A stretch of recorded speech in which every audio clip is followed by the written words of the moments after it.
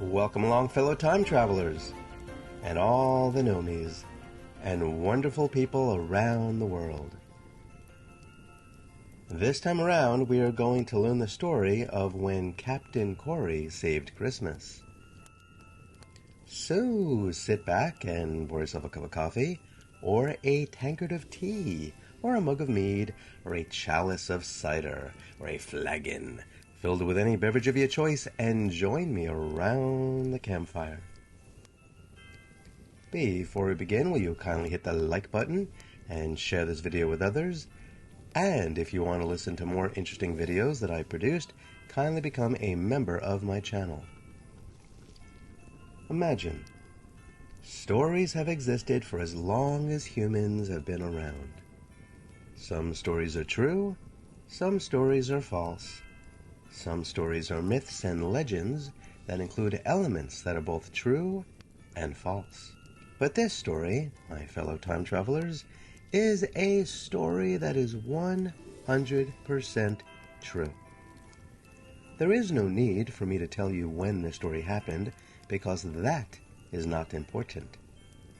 What is important, however, is the overall story itself of the goodness within people's hearts, especially at Christmas time. And so, let us begin. Everybody knows that Santa Claus lives in the North Pole.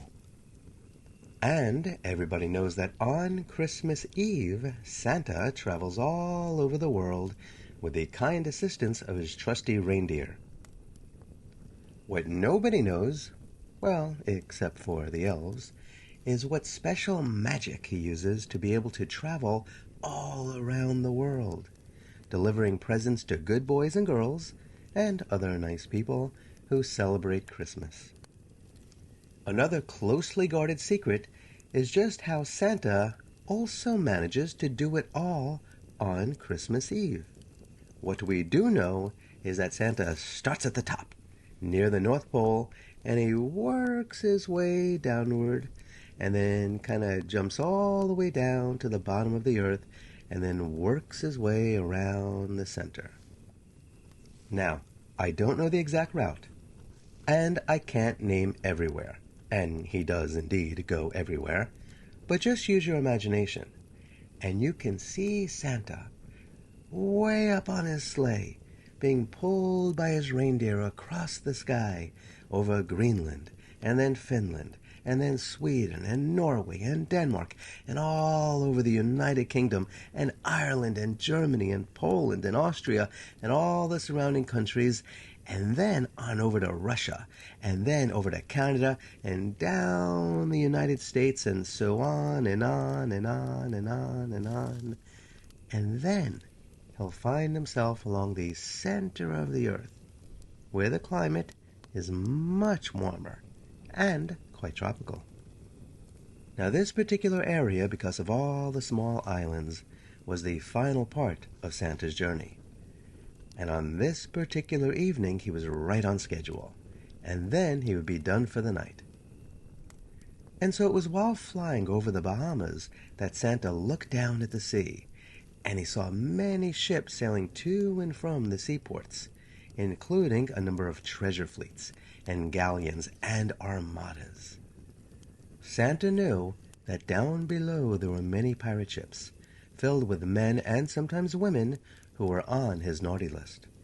Santa did not like having people on his naughty list, and he always kept extra presents in his sleigh in hopes that his list would be quickly updated, and he could give gifts to those who went from naughty to nice.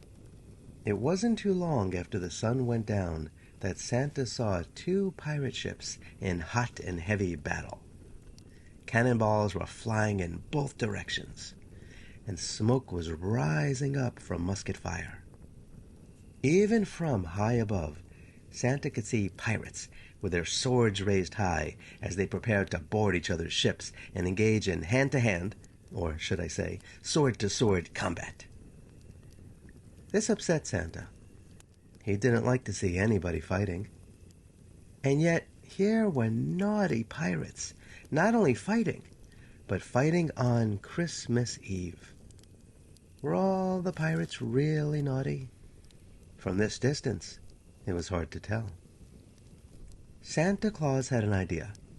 He thought that maybe, if he flew low enough to the pirate ships, then they would all see him, and they would know that he was real, and it would lighten their hearts, and they would put down their swords, and they would stop firing their cannons, and he would inspire the Christmas spirit within them. Yes, Santa Claus had a fine idea indeed. And so he pulled on the sleigh's reins, and the reindeer flew down, and they began to descend lower and lower and lower and lower through the sky. And just when Santa was about to adjust the reins to level off the sleigh, a stray cannonball came flying through the air right towards Santa's sleigh. Whoosh! The cannonball hit Santa's sleigh with such force that the reindeer couldn't stay on their straight course, especially since the sleigh tilted sideways and nearly toppled over. And hundreds upon hundreds upon hundreds upon hundreds of gift-wrap bags and boxes went tumbling out of the sleigh, through the sky, and tumbled down to the sea below. In the history of Santa's Christmas Eve journeys, nothing like this had ever happened before. It was a disaster.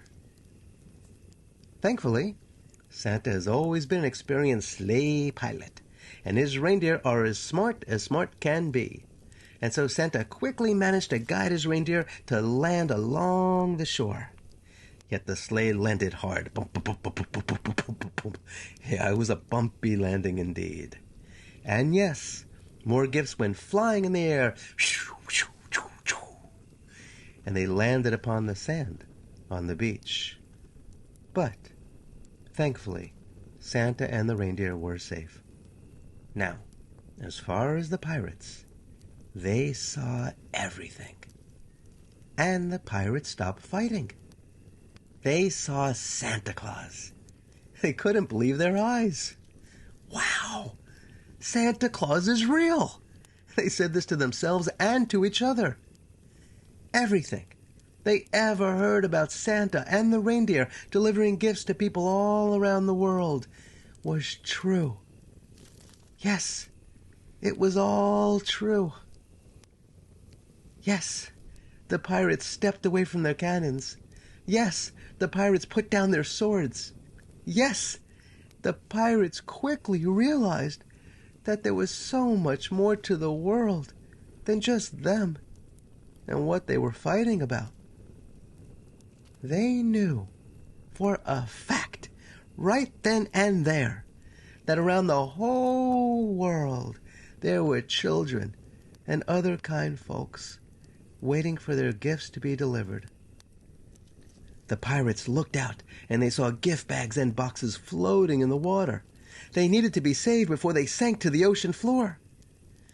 One of the pirate ships, the Grumpy Dumpy, led by Captain Eberhard and his crew, the Grumpies, navigated their ship towards the shore. When the ship got as close as it could without being grounded, a bunch of the Grumpies, led by Captain Eberhard, got into smaller boats, and then they rowed and rowed and rowed inward, gathering all of the gift-wrap bags and boxes they could along the way. Being pirates and all, I need hardly add that they managed to grab every single one of them as they continued to row towards the shore. Needless to say, but I shall say anyway, that the pirates were thrilled. After all, they were experts in gathering their bounties of treasures. But nothing in their entire careers as pirates had ever been this easy before. In the meanwhile, the other ship, the Kraken, led by Captain Kori and his crew, the Sparrows, had also turned their ship inland and got as far as they could. And then they lowered smaller boats and rowed towards the shore and gathered all the gift-wrap bags and boxes along the way. And soon the crews from both pirate ships had their boots on the sand. As they dispersed and continued to gather more and more of the treasures that fell from the sky. Well, that is, the ones that fell from Santa's sleigh. The pirates were so busy gathering so many of the presents that they forgot that they were, just moments earlier, battling on the high seas. But they soon remembered as the crews got closer and closer and closer towards the center, and were then beginning to try to grab up the gifts between them. Some of the pirates began to argue. Some of the pirates began to shove. Some of the pirates unsheathed their swords. And so it began again. The pirates began to battle, this time over the gifts all around them on the sand. Each crew wanted to see who could gather the most gifts. They didn't like that the other crew may be gathering more than they were gathering. It was then that Santa appeared along the beach between the crew of pirates. Although everybody expected him to speak, he did not. They looked and saw that he was holding a big book in his hands. He opened it up, took out his quill pen, and began to look at each pirate one by one. And as he did, he put a mark on a page in his book. While he did so, the two captains went towards the center. Captain Eberhard, dressed in black, with long flowing hair down his back, smelling like poop, stepped forward. He appeared to have bruises on his face, but upon closer inspection, it could be seen that it was just makeup, so it would seem as if he was in battles that he wasn't ever in. His face also glistened with a special cream that he stole from the Amica Islands. To his side was his dog, who was walking with a bit of a limp. Captain Eberhard's face scrunched whenever he told the story about how his dog once stepped on a bee. Captain Kori, dressed in brown and green with a little bit of color, stepped forward, and everybody could see his short hair blowing in the wind and the warm smile upon his face. He was very brave. He was very courageous, just as his mother had raised him to be. Captain Kori said, "I've been following you. For as long as I can remember, you have been stealing gifts from others. You take their treasures and you bury them in the ground. You rarely even care about what you steal. You just don't want others to have them." Captain Eberhard looked at him and replied, "Yes, you have been following me. I know that. They know that. Everybody knows that. And you've been digging up the treasures and keeping them all for yourself." Captain Kori and the Kraken's crew, the Sparrows, began to laugh. Captain Kori then answered, No, no, no, Captain Eberhard. You've got it all wrong. We don't keep any of the treasures. We return them to their rightful owners." This confused Captain Eberhard and the Grumpy Dumpy's crew, the Grumpies. Captain Kori then said, "We will continue to spread Christmas joy. We will continue to inspire love and kindness in people's hearts. That is the greatest gift anyone can give another. But those gifts, the ones that fell from Santa's sleigh, are not yours to take. Give them to us, and we will give those gifts to those who deserve them." This confused Captain Eberhard and the Grumpy Dumpy's crew. The Grumpies began to laugh so hard that it seemed it was their laughter that was causing the coconut trees to sway. But it was indeed just the warm breeze blowing in from the sea. Whew! Captain Eberhard unsheathed his sword and said, "Winner take all, including the loser's ship and crew." Captain Kori stood straight up. He turned to Santa, who was still writing in his book. Phew! He then unsheathed his sword. The metal gleamed, and the two pirates, one very naughty and one very nice, began to battle on the beach against the backdrop of a silvery full moon. Swoosh! Clank! Clink! Bang! Bink! Dink! Dink! Dink! Dink! Dink! Clink! Clink! Clink! Clank! Clank! Clank! Clank! Ding! Bang! Bang! Ding! Bang! Clink! Clink! Ding! Shoo! Captain Eberhard lost his grip, and his sword went flying through the air. Splash! It landed in the sea. He was now at the tender mercies of Captain Kori, who looked at the crew of the Kraken and looked at the crew of the Grumpy Dumpy, and he said, "It's all over now. You'll never ruin Christmas for anybody ever again." Captain Eberhard knew he had lost. He looked down at the sand all around him. He refused to look at Captain Kori. He refused to look at the Kraken crew, the sparrows. He even refused to look at the Grumpies from his ship, the Grumpy Dumpy. He did, however, look up at Santa Claus, who had closed his book and began to approach the pirates. Santa said that there will be no more fighting on Christmas Eve or any other time ever again. No one said a word. Captain Kori was in complete awe and admiration of Santa Claus. He said, "Merry Christmas, Santa. I have been fighting for the Christmas spirit my whole life. My crew and I have saved these presents for you to put back upon your sleigh, and for you to finish delivering them to nice boys and girls and people of all ages." Santa smiled. He told Captain Kori that he knew who he was, and that he had known that he had been on the nice list his whole life. He said, "You and the sparrows have always been filled with the Christmas spirit." He then told the crew of the Grumpy Dumpy that many of them were once on the nice list, and he would like to see them on the nice list again. At that point, all the crew members of the Grumpy Dumpy walked along the shore and joined the crew of the Kraken. Santa then turned to Captain Eberhard, who was standing all alone. He had no one. After all, no one wants to be with someone who spends their time being naughty.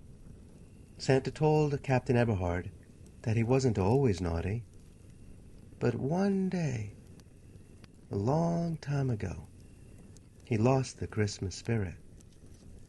And for reasons unknown, he made the decision to rob it from others too. He decided he would take gifts from others, and he would do whatever he could to deprive other people of their smiles and their happiness. Santa then told him that the reason no one showed him any kindness is because he never allowed anybody to, not even Santa himself. Captain Eberhard sat there. He didn't know what to say. It was at that moment that Santa reached into his bag. It was completely empty, except for one gift-wrapped box. Santa held it out in front of him. He told Captain Eberhard that he was always carrying that gift for him. But because Captain Eberhard was always running and always hiding, Santa never had the opportunity to give it to him. Until now. Captain Eberhard slowly stepped forward. He raised his hands, and he took the box that Santa offered him. He stared at it. No one had ever given him a present before. He wasn't quite sure what to do with it. He looked up, and Santa knowingly nodded at him. He turned to his former crew. They were no longer behind him. They were with the others. They nodded too. Captain Eberhard looked at the sparrows. They nodded as well. And then finally, he looked at Captain Kori, who smiled and nodded as well. Captain Eberhard took in a deep breath, and he slowly opened the box. He heard some music play. He didn't know if it was coming from the box or if it was just in the air, but he seemed to maybe be the only one who heard it. It was as if he was surrounded by a chorus of angels. He lifted the lid more and more and a little bit more, and he watched as golden light began to seep out of it until it completely lit up Captain Eberhard's face. Looking inside, he saw everything he ever wanted. It was everything he always needed. And, perhaps for the first time ever, certainly the first time anybody had ever seen, Captain Eberhard smiled. He felt the coldness in his heart quickly melt. He actually felt his heart beating, and he felt all warm inside. He was glowing. His eyes began to sparkle. For the first time in his life, Christmas had arrived deep within his heart and mind. Now, I know what you want to ask me. You want to know, what did he see? I can't tell you what was inside that box. I can't tell you what that great gift was. Nobody truly knows except for him, and Santa, and maybe some others who will never tell. But you are welcome to guess. It might take you your entire life to figure it out, but feel free to guess anyway. The two captains approached one another, and they shook hands. And all of the pirates began to applaud. Everybody then turned to Santa, and at the same exact time the two captains said, "Let's get these presents back upon your sleigh." And the two men looked at each other and laughed. They thought alike. They were friends now. It was then that Santa said that his sleigh was too badly damaged. He then told them that he didn't think that he could get the remaining gifts to all the nice people before Christmas. It was then that Captain Eberhard and Captain Kori looked at each other, and they knew that they both thought the same exact thing that you are thinking right now. They told Santa that they would help him. So they built a campfire, and all the pirates gathered around, and they made their plan for the night. And then the two captains bid goodbye to Santa, and led all the pirates back to their ships, except this time there were sparrows on the good ship Grumpy Dumpy, and there were grumpies on the good ship Kraken. And the two captains even sailed each other's ships. After all, as we now know, the pirates were now friends, and they trusted each other, and they helped each other. Because naughty people don't need to be naughty forever. Everybody has a chance to be nice, and nice people can forgive those who were naughty in the past. The pirates all learned this very quickly, especially during the rest of the night, as they delivered all of the remaining presents on behalf of Santa. And so that, my fellow time travelers, is the story of the time that Captain Kori saved Christmas, with the help of his crew and their new friends Captain Eberhard and the Grumpy Dumpies, and of course, Santa Claus. I hope you all enjoyed this story. Please always remember Captain Kori for what he had done to bring so many gifts to so many people around the world. Thanks to his legendary greatness and the story, Captain Kori is now, and shall forever be, part of the lore of Christmas. Thank you very much for listening. If you have any thoughts about this story, please put those in the comments below and share what's on your mind. If you enjoyed this story, please share it. Kindly give this story a thumbs up and subscribe to my channel. Please kindly do yourself a favor and go to a local shelter and adopt a cat or a dog or another furry friend. You'll be very glad that you did. Until next time, I wish you safe travels on all your journeys.